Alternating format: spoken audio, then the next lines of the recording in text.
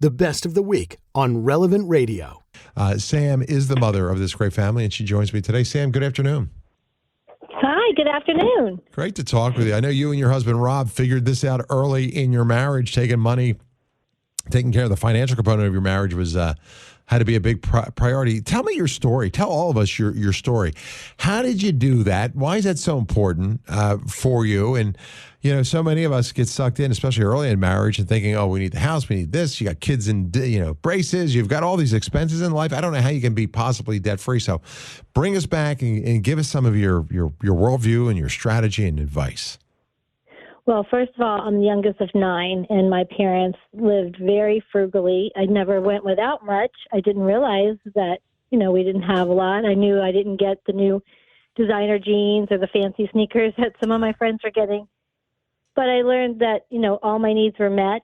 And then I always wanted to have a big family. So actually, when my husband asked me to marry him and I was caught off guard and he noticed that, he said, hey, who else is going to give you 10 kids, a white picket fence, and a dog? And I said, hey, forget the dog. Make it 11 kids, and I'll say yes. Then we went on to, being Catholic in the Washington Diocese. You do all the things. You sign up for marriage and engage encounter and NFP classes. We do all the things to get prepared married in the Catholic Church. We went through NFP classes and realized that this is a gift from the church, but one that we didn't feel necessary because we were both young and healthy, and all I wanted in my life was always to be a mom. So we decided that after taking the classes and learning about my body, that we would just be open to life. When we got married, both of us at different times felt God telling us that. Rob was in front of in the Adoration Chapel, and the Lord said, hey, you guys are about to get married. Trust me. And I had gone to a pro-life talk by Joan Andrews, and who now is Joan Andrews Bell, saying that, the church has given us this gift, but a lot of Catholics are abusing it and should be more open to life. And I thought, hey, I'm young. This is all I've ever wanted. So we said, okay, Lord, we are putting our marriage and our fertility in your hands, and ended up getting married and getting pregnant on my honeymoon. So God was like, okay, wow. I'm going to do it. Let's do this. And one baby after another. And we just, I wanted to be a stay-at-home mom. So that was how we lived on one income. We actually opened a Christian bookstore. Wow.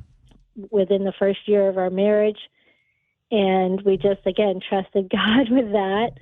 My husband still worked at a bank during the day, and then my infant daughter at the time and I would just open up the bookstore, and then he would come and work.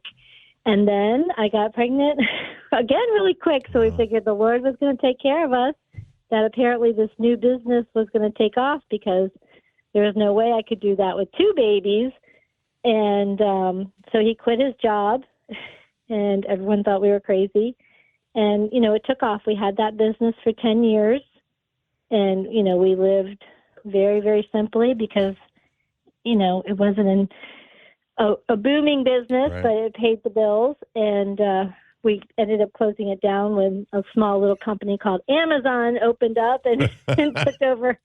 But we learned really to live simply. And then, like I said, he closed the bookstore. We gave birth to our 7th baby. Wow. And a friend of ours offered him a job being a software tester and trained him. He had no idea how to do that, but this buddy of ours was like, hey, you're a dad, you're a hard worker, you've got 7 kids, you opened up your own business, I'm sure you can do this. So he trained him to do that. And then slowly, like I said, as he, started making more money and things like vacation time and insurance when you don't have your own business, right, sick leave, things like that. But we kept living like we always did with the bookstore. We just weren't spending and buying and going out to eat and going on fancy vacations and things. So you have to feed, you're 7 kids now, but when you get to 14 kids, food prices, right, keep going up.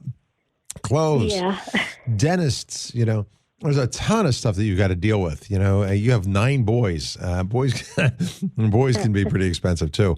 How do you do all of that? And what advice would you give to somebody right now that has just a handful of kids and are thinking, I can barely make ends meet. I don't get it. I mean, what was life like in your house? Was it a small home? What kind of food did you buy? I mean, how did you get by? Because I also understand. I remember we spoke a long time ago. You guys also tithed. I mean, you also gave financially. You were also generous. So you've got all this.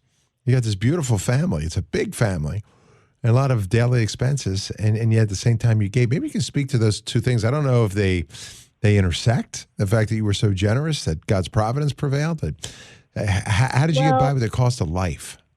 Yeah. Well, again, the Lord just told us to trust in Him.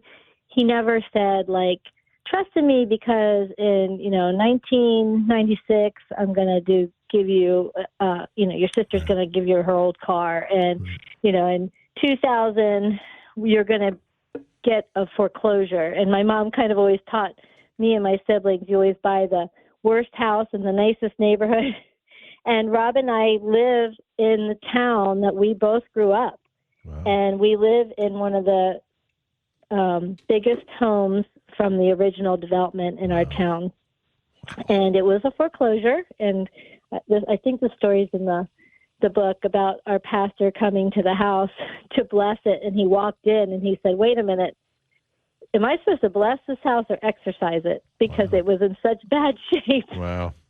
And my friend called the youth group and a couple of the youth groups in the churches nearby and said, hey, forget Habitat for Humanity. Everybody help out the Fatzingers. And they all came and they were stripping wallpaper and ripping up carpets. That's so awesome. And painting, walls and cleaning, actually, a lot of cleaning. And I couldn't even come to the house because not only did I have these 7 little kids, but a baby who wasn't even walking yet. So I would be about 2 miles from this house was our older house that was perfect, but it was small. And like I said, having our 7th baby, it was a small little Cape Cod, and we were bursting at the seams mainly for storage because we homeschooled and, we had all the school stuff and toys and everything. So when we bought this house, it was just amazing because it was on a court so the kids could play, much bigger yard.